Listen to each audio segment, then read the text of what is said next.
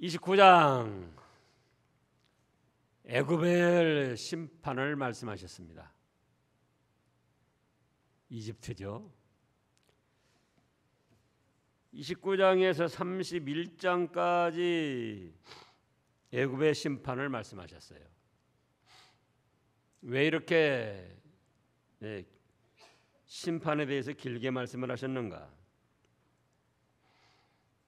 애굽은 역사적으로는 당시의 이집트 나라고 현재도 이집트 나라지만 예언적으로는 하나님을 불신하는 세상 모든 나라들을 뜻합니다. 그래서 요한계시록 11장을 보면 요한계시록 11장 8절 말씀을 다 같이 읽겠습니다. 요한계시록 11장 8절.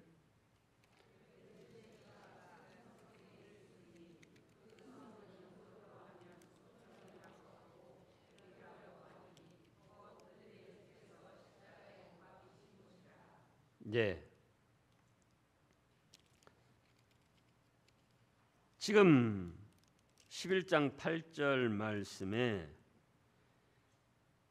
그들의 시체가 큰 성 길에 있으리니 그 성은 영적으로 하면 소돔이라고도 하고 또 애굽이라고도 하니 곧 그들을 주께서 십자가에 못 박히신 곳이라.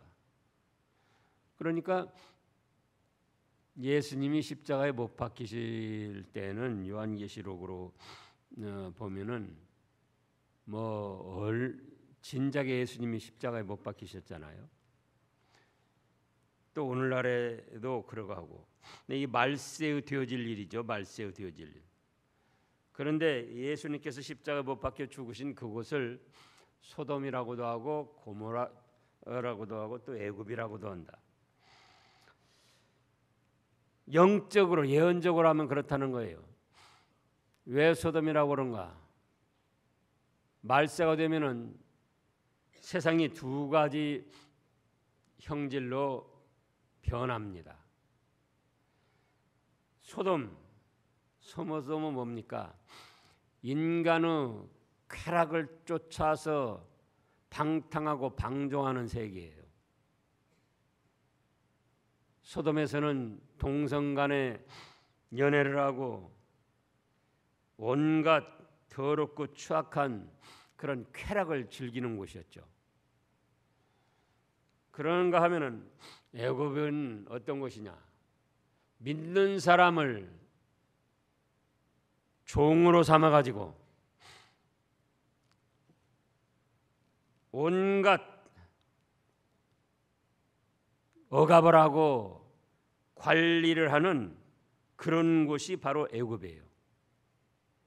그러니까 세상이 말세가 되면은 이렇게 두 가지 형태로 나타난다는 거예요.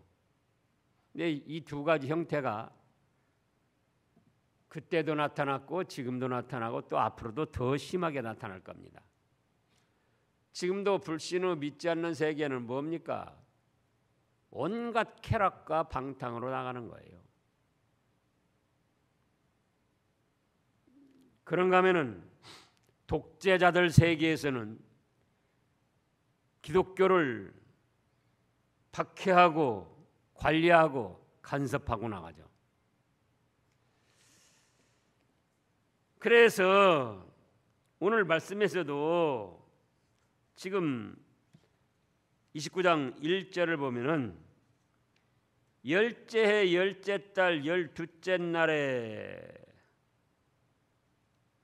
이스라엘 족속이 바벨론의 포로로 잡혀간 열째 해 열째 달, 그러니까 10년 10월 12일쯤 돼서 날짜도 정확하죠. 여호와 말씀이 에스겔 선지자에게 임했습니다. 근데 뭐라고 합니까? 인자야, 너는 애굽의 바로 왕과 온 애굽으로 얼굴을 향하고 예언하라. 너는 말하여 이르기를 주 여호와께서 이같이 말씀하시되 애굽 바로 왕이여 내가 너를 대적하노라. 너는 자기의 강들 가운데 누운 큰 악어라. 스스로 이르기를 나의 이 강은 내 것이라 내가 나를 위하여 만들었도다 하나도다. 그래서 애굽을 악어에 비유해 가지고 심판하실 것을 말씀하셨어요. 세상 불신의 나라를 악어에 비유해 가지고 심판하실 것을 말씀하셨습니다. 그것이 29장에서 1절에서 5절까지 첫째 대제예요. 왕을 여기 대표로 말씀하셨는데 3절에 보면은 2절에서도 애굽 바로 왕과 뭐라고 하셨느냐? 자기의 강들 가운데에 누운 큰 악어라. 악어 중에서도 큰 대장악어. 자기가 자라고 놀던 터전에 큰 악어가 돼가지고 마음대로 거기서 활동을 하고 눕고 싶으면 눕고 어떤 약한 그런 생물들을 잡아먹고 싶으면 잡아먹고 놀이개감으로 삼고 싶으면 놀이개감으로 삼고 큰 악어, 작은 악어도 아니고 큰 악어를 누가 감히 넘보겠습니까?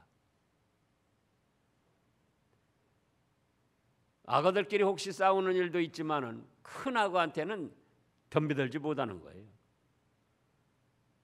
큰 악어들한테는 사자도 호랑이도 뭐 코끼리도 덤벼들지 못하는 거예요. 세상 나라의 물질과 권세를 통해서 행하는 어떤 일들, 그거를 누구도 막을 수 없습니다. 이때 당시는 이집트 바로 왕을 뜻하기도 했지만 예언적으로는 이게 누구라고요? 세상 하나님을 불신하는 모든 나라, 강대국들의, 큰 악어니까 강대국들의 왕이나 그들을 뜻한다. 그러면 오늘날로 말하면은 중국의 시진핑도 이 큰 악어 중에 속하는 거예요. 일본의 아베도 큰 악어 중에 속하는 거예요. 트럼프도 큰 악어 중에 속하는 거예요. 그들이 세계 경제와 세계 인민을 쥐락펴락하고 있는 거예요. 그들을 누가 막을 수 있겠습니까?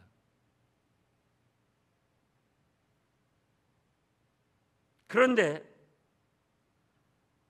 하나님께서 뭐라고 하십니까? 3절을 다시 보면 너는 말하여 이르기를 주 여호와께서 이같이 말씀하시되 애굽의 바로 왕이여 애굽의 바로 왕이여 내가 너를 대적하리라. 하나님이 친히 대적하신다 그래요. 하나님이 지금 이때 당시 이집트의 그 영광과 문화를 보면은 피라밋과 스핑크스 바로 이 지금 그 전시대에 만들어져 가지고 그 영화가 계속 내려오고 있는 그런 때였어요. 근데 피라밋 같은 것은 지금처럼 과학이 발달하고 달나라까지 가는 세상인데도 그 당시 어떻게 그렇게 정밀하게 그 큰 피라밋을 만들었는지 지금도 불가사의 이해를 못하고 있는 거예요. 그만큼 그때 당시 이집트가 중동 지역을 휘어잡고 쥐락펴락하고 큰 악어가 자기의 터전 강에 누워서 거들먹거리면서 마음대로 하는 것처럼 그렇게 하고 있었다 그겁니다. 그래서 사람으로는 그를 심판할 수가 없어요. 오늘날도 그래요. 오늘날도. 지금 아까도 말했잖아요. 시진핑도 자국의 이해를 위해서 남중국에 전부 점령하고 저기 뭡니까?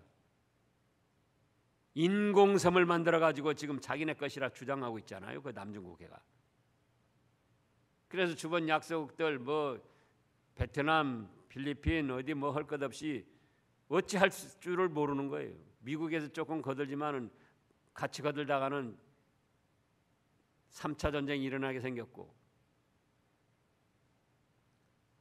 지금 아베도 그 우리나라 경제 보복하고 있잖아요.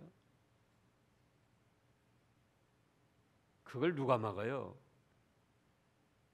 진작에 대응을 했으면 좋았겠지만은 중국하고 또 트럼프하고 우르릉거리면서 그러는데 그거 누가 막습니까? 마치 큰 강에 누워서 거들먹거리는 악어처럼 지금 그런 짓들을 하고 있는 거예요. 그런데 하나님께서 내가 너를 대적하노라, 하나님이 대적하신다는 거예요. 사실은 그들을 세우신 것도 하나님이셔요. 그런데 그들은 그런 하나님의 주권과 통치를 무시하고 3절 끝에 보면 스스로 이르기를 뭐라고 합니까? 나의 이각은 내 것이다. 내가 나를 위하여 만들었다. 그렇게 교만하게 거들먹거린다는 거예요. 누가 나를 감히 간섭하랴.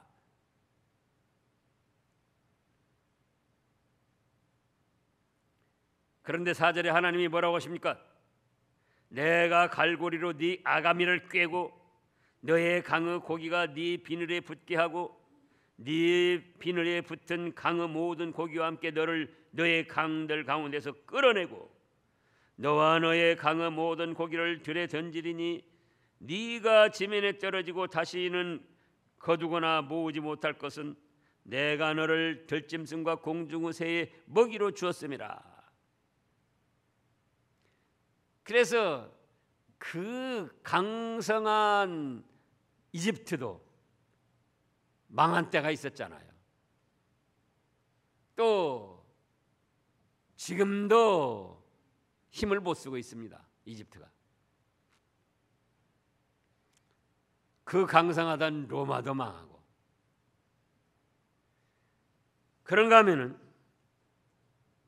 이제 6절부터 12절은 세상은 갈대지팡이 의지할 것이 못 된다, 이런 말씀입니다.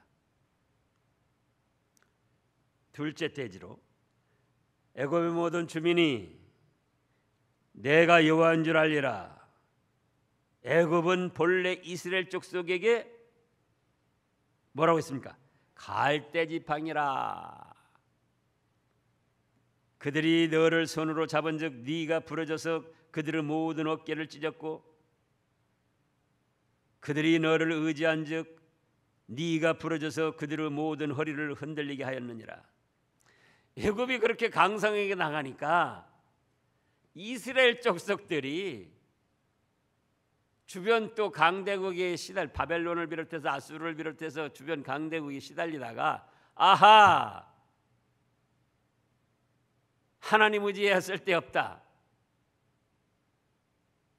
이집트를 의지하면 좋겠다. 과거에 에스겔 시대 과거의 조상들이 어떻게 했습니까? 흉년 만나가지고 어디로 갔죠? 이집트로 가서 430여 년 동안 있었잖아요. 비록 종살이 했지만은 먹을 것에 대해서는 풍부해서 입고 먹고 쓸 것에 대해서는 불편함이 없었다 그거예요. 그래가지고 이스라엘 백성들이 해방돼가지고 광야 생활할 때 걸핏하면은 애굽으로 돌아간다, 애굽으로 돌아간다. 거기는 고기가마 곁에서 있었다. 종살이하고 노예 생활을 했지만은 그때가 좋았다 이렇게 원망불평했잖아요. 그러니까 이 에스겔 시대의 이스라엘 백성들도 무엇을 의지하느냐? 하나님을 믿고 의지하는 것이 아니고 당시의 강성한 강대국인 어디를 믿고 의지하더라? 이집트, 애굽 나라를 믿고 의지하려고 한 거예요. 그러나 애굽은 본래 이스라엘 족속에게 무슨 지팡이라? 갈대 지팡이라는 갈대 이때 당시 중동 지역 이스라엘 지역의 갈대를 보니까 손가락 굵기만한 그런 갈대예요. 우리나라 보는 갈대보다 한 두세 배는 굵기도 더 굵고 그 여기 신우대라고도 하고 꽃대라고도 하는데 있잖아요. 대나무 가는 대나무. 그렇게 키도 그렇게 커요. 잎도 너펄해 가지고 이렇게 커요. 그래서 종이가 없던 시대에 그 파피루스라고 갈대 잎을 모아서 그 녹여 가지고는 종이로 썼던 거예요. 근데 갈대가 꽃대처럼 굳어져 가지고 이렇게 무슨 뭐 힘을 줄 수 있는 그런 정도가 아니고 갈대기 때문에 손가락보다 굵고 그래도 그걸 겉에서 볼 때는 그럴듯한데 그걸 의지하려고 지팡이를 쌓고 하면은 어째요? 부러져 버리는 거예요. 그래가지고 그 부러진 지팡이가 어깨를 지금 여기 지금 찌른다고 그랬어요. 찢었고 또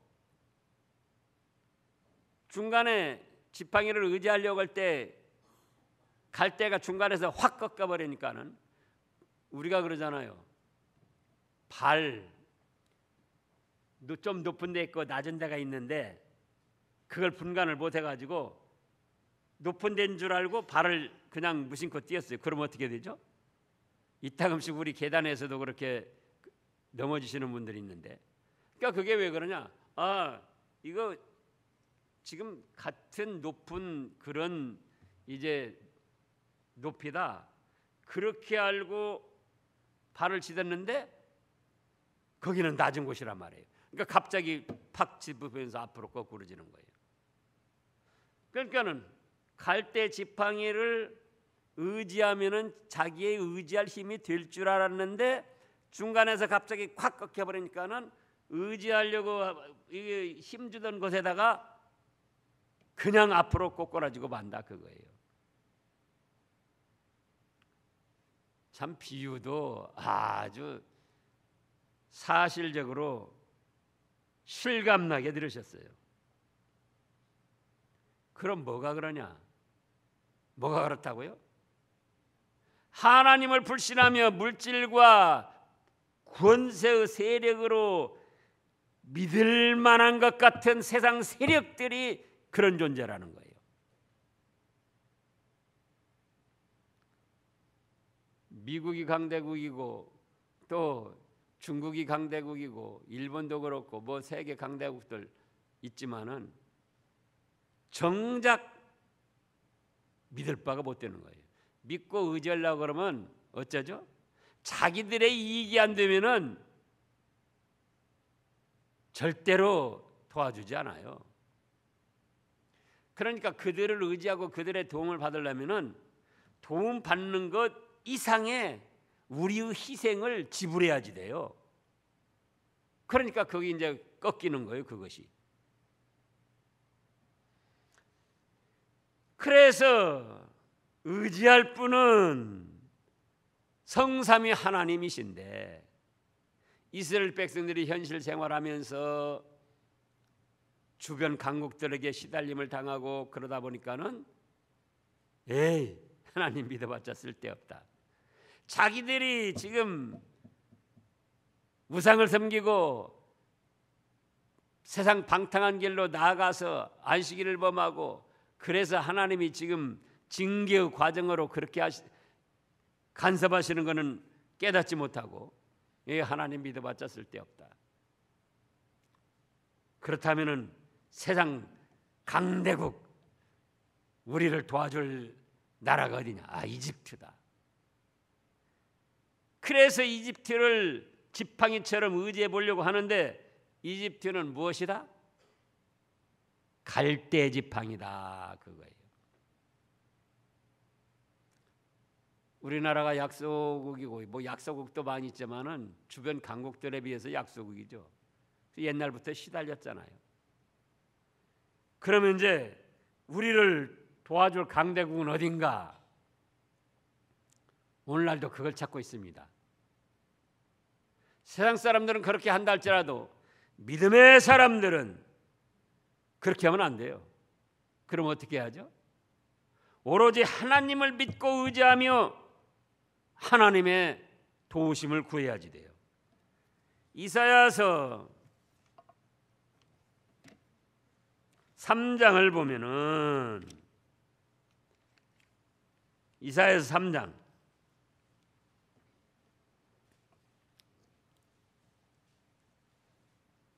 구약 970쪽쯤에요. 이사야서 3장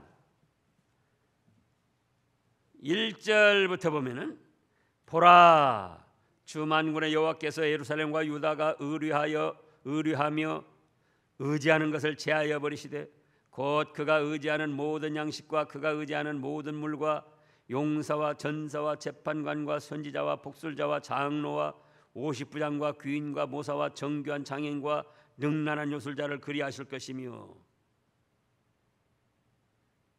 믿음의 사람들이 성삼위 하나님의 세상 것을 의지할 때는 국가적으로도 그거는 갈대지팡이 같아서 그거에 꺾이고 오히려 당하게 만들고 개인적으로도 성삼위 하나님 위에 그럴듯한 사람들을 믿고 의지하려고 하면은 하나님께서 이렇게 다 제해버리신다는 거예요.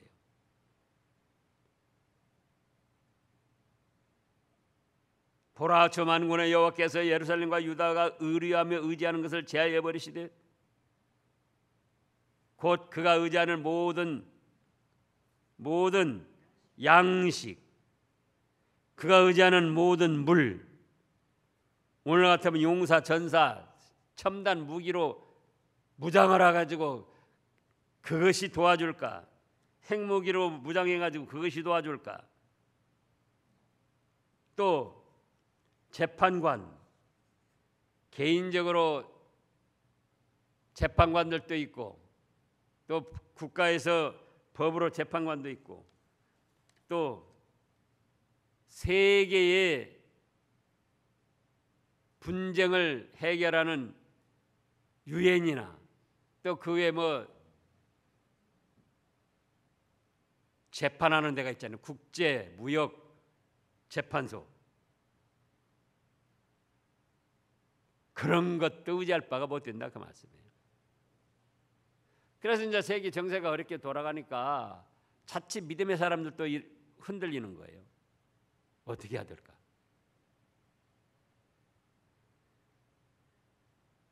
세상 사람들은 그렇다 할지라도 우리는 오로지 뭡니까? 하나님만 믿고 의지해야지 돼요. 누구만 믿고 의지해야지 돼요? 하나님만 믿고 의지해야지 돼요.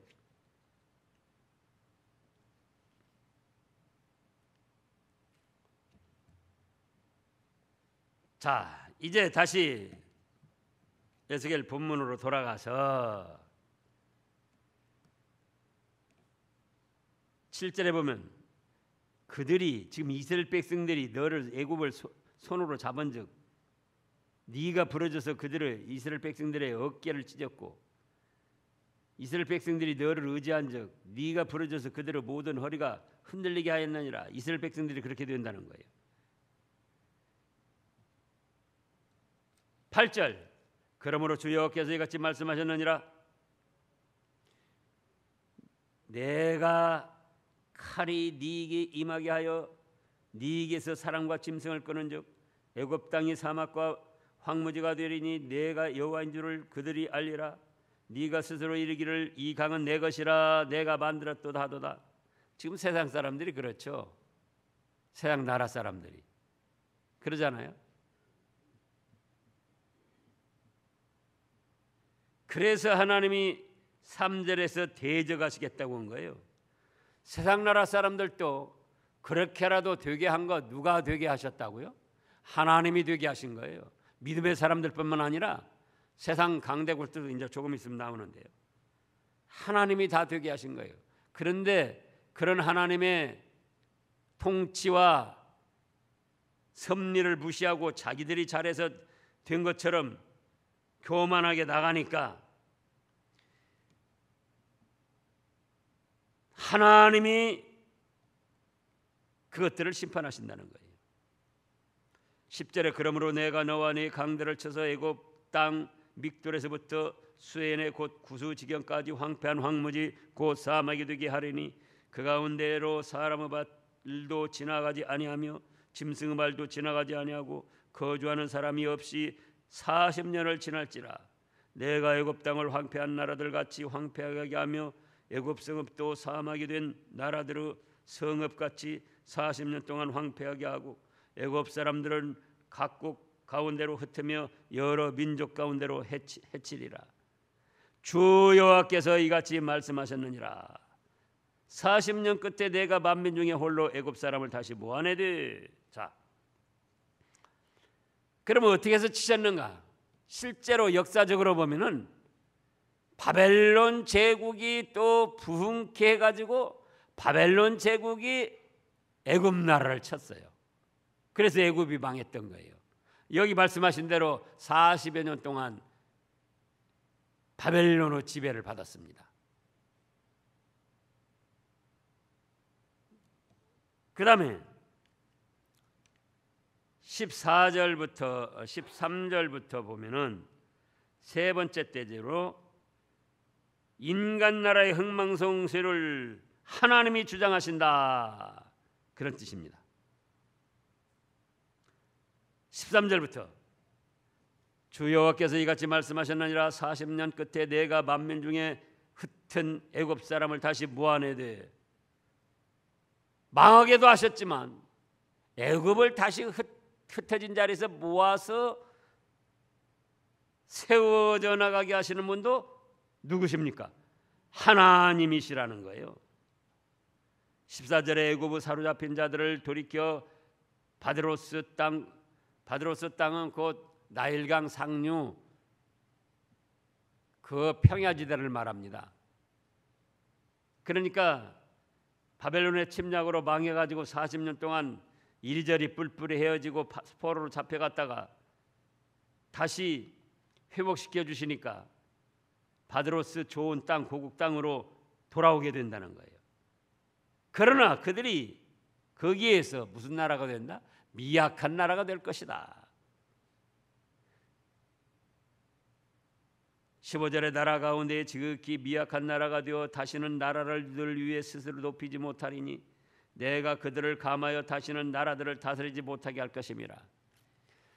이때의 이집트의 문화라면은 그 강대함과 번성함이라면은 지금 미국처럼 세계를 지배할 수 있어요. 그런데 하나님께서 망하게 하셔가지고 그 다음에 무슨 나라가 되게 하셨어요? 미약한 나라. 몇 년 전까지만 해도 독재자가 나와가지고 철권 통치로 해서 백성들을 북한처럼 억압해가지고는 그렇게 살더니 이제 독재자 죽고 나니까 경제 파탄이 와가지고 지금 이집트가 얼마나 미약하게 생활합니까? 이게 하나님의 뜻대로 말씀하신 대로 이루어지는 거예요. 어떤 나라가 흥하는 것도 망하는 것도 다시 또 일어서는 것도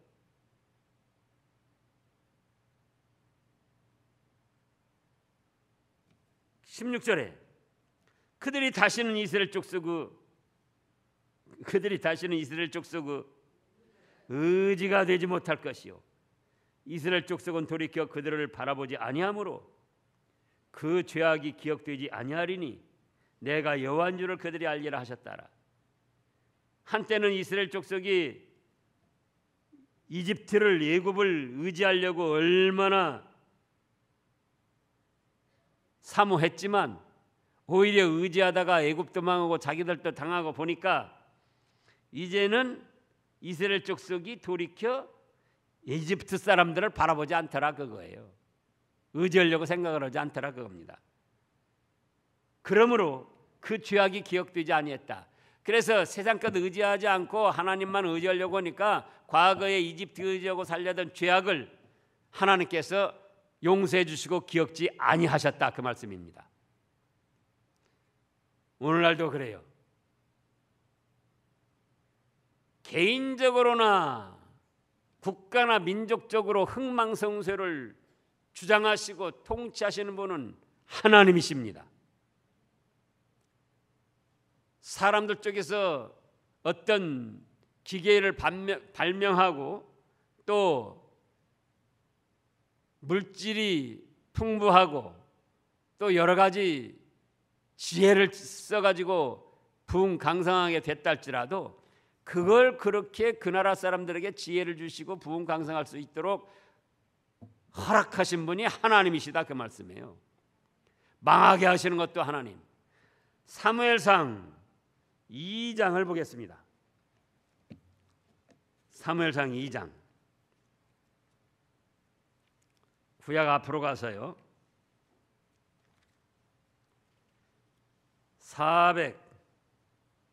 409쪽쯤에요. 한나가 아들이 없이 20여 년 넘게 구박만 당하다가 하나님의 은혜로 아들을 낳고 한나가 그 아들을 하나님의 성전에 바치면서 2장 1절부터 한나가 기도하여 이르되 내 마음이 여호와를 말미암아 즐거워하며 내 뿔이 여호와로 말미암아 높아졌으며 내 입이 내 원수들을 향하여 크게 열렸으니 이는 내가 주의 구원으로 말미암아 기뻐하니이다. 여호와와 같이 거룩하신 이가 없으시니 이는 주밖에 다른 이가 없고 우리 하나님 같은 반석도 없으심이니이다. 심히 교만한 말을 다시 하지 말 것이며 오만한 말을 너희 입에서 내지 말지어다. 여호와는 지식의 하나님이시라 행동을 달아보시느니라. 용사의 활은 꺾이고 넘어진 자는 힘으로 띠를 띠도다. 풍족하던 자들은 양식을 위하여 품을 팔고 줄이던 자들은 다시 줄이지 아니하도다. 전에 임신하지 못하던 자는 7을 낳았고 많은 자녀를 둔 자는 쇠약하도다. 6절부터 같이 읽어보시자고요. 여호와는 죽이기도 하시고 살리기도 하시며 세월에 내리기도 하시고 거기서 올리기도 하시는도다.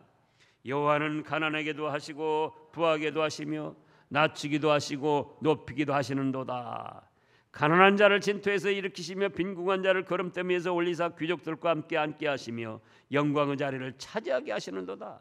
땅의 기둥들은 여호와의 것이라 여호와께서 세계를 그것들 위에 세우셨도다. 보세요.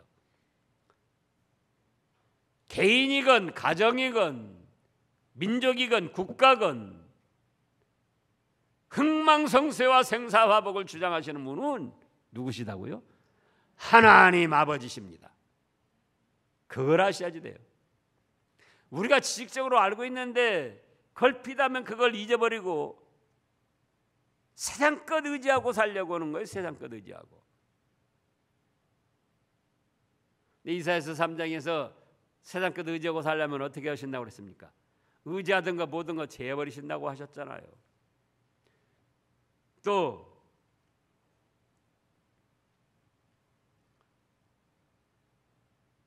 지금 사무엘상 2장 8절 끝에 보면은 땅의 기둥들은 여호와의 것이라 여호와께서 세계를 그것들 위해 세우셨도다. 세계의 악어 같은 지도자들도 하나님이 필요에 따라서 세우신 거예요. 누가 세우셨어요? 하나님이 필요에 따라서 인간 나라를 통치하시고 다스리시는 한 방법으로 땅의 기둥들 같은 악어들 말하는 거예요. 지금 세계 지도자들. 그들도 여호와의 것이라 여호와께서 세계를 그것들 위해 세우셨도다. 그가 그의 거룩한 자들의 발을 지키실 것이요 악인들은 흑암 중에서 잠잠하게 하시리니 우리가 믿음으로 거룩하게 나가면은 우리 발은 지켜주신다는 거예요. 악인들은 흑암 중에서 잠잠하게 하시리니 힘으로는 이길 사람이 없음이로다. 10절 읽어보시자고요. 여호와를 대적하는 자는 산산이 깨어질 것이라. 하늘에서 우레로 그들을 치시리로다. 여호와께서 땅끝까지 심판을 내리시고 자기 왕에게 힘을 주시며 자기의 기름 부음 받은 자의 뿔을 높이시리로다. 보세요. 그래서 지금 이집트 왕도 누가 세우셨습니까? 하나님이 세우셨는데 그것도 모르고 내가 만들었다, 내 나라다. 바벨론 왕도 또 그러다가 나중에 망해요. 이때는 바벨론이 부흥강성해가지고 이집트를 또 쳤지만은 바벨론이 또 부흥강성해서 이집트까지 치고 나니까는 바벨론 왕이 뭐라고 합니까? 내가 내 능력으로 이 도성을 건설하여 나의 소유로 삼았다. 또 이 바로 왕 같은 그런 교만에 빠진 거예요. 그래서 또 바벨론 나라가 망한 거예요. 이제 에스겔 29장 17절부터 보면은 27째 해 첫째 달 초하루에 여호와 말씀이 내게 임하여 이르시되 인자야 바벨론의 느부갓네살 왕이 그의 군대로 두로를 치게 할 때에 크게 수고하고요 모든 머리털이 무질어졌고 모든 어깨가 벗어졌으나 그의 군대가 그 수고한 대가로 두로에서 얻지 못하였느니라.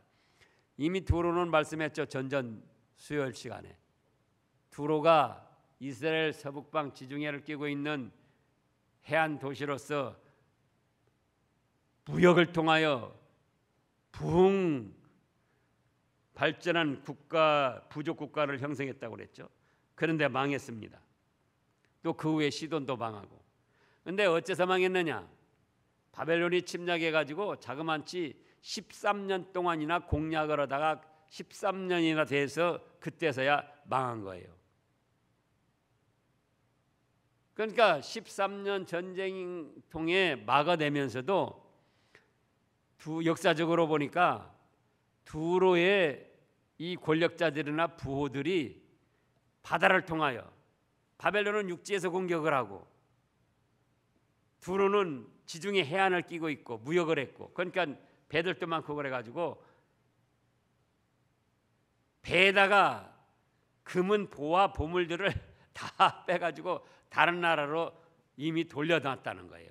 그래서 14년 전쟁 중에 두로가 망해서 바벨론 사람들이 들어가 보니까 건질 것이 하나도 없더라는 거예요. 근데 그것도 또 누가 하셨는가? 하나님이 하신 거예요. 그래가지고 지금 그거 말씀하시는 거예요. 두로를 치게 할 때, 자 18절 다시 보면 인자야 바벨론의 느부갓네살 왕이 그의 군대로 두로를 치게 할 때 크게 수고하여 모든 머리털이 무질어졌고 모든 어깨가 벗어졌으나 그와 군대가 그 수고한 대가를 두로에서 얻지 못하였느니라. 18절 읽어보세요. 19절 그러므로 주 여호와께서 이같이 말씀하셨느니라. 내가 애굽 땅을 바벨론의 느부갓네살 왕에게 넘기리니 그가 그 무리를 잡아가며 물건을 노력하며 빼앗아갈 것이라. 이것이 그 군대의 보상이 되리라. 보세요. 바벨론이 두루를 치게 하신 분도 하나님이시고 두루에서 얻을 것이 없이 만드신 분도 그 하나님이시고 그걸 하시고 그래도 바벨론을 하나님이 사용하셨단 말이에요. 인간 나라를 통치하시고 다스리는데 바벨론을 사용했기 때문에 이것들에게 아무 보상을 안 해주면은 좀 그렇다. 그래서 이집트의 교만한 것을 바벨론을 통하여 치게도 하시고 또 바벨론의 사람들이 두로에서 얻지 못한 것을 이집트에 가가지고 육신적으로 좋아하는 재물들을 거두도록 그 땅을 또 관할하도록 그렇게 하나님이 허락하셨다라 그거예요. 그래서 다시 말씀합니다. 내 개인 인간, 가정, 사업, 국가, 민족, 흥망성쇠를 누가 주장하신다고요? 하나님이. 그걸 확실히 해야지 돼요. 하나님께서.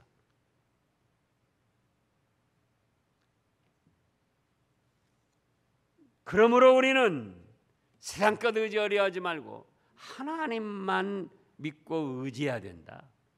그런데 이제 21절 넷째로 21절 읽어보시자고요.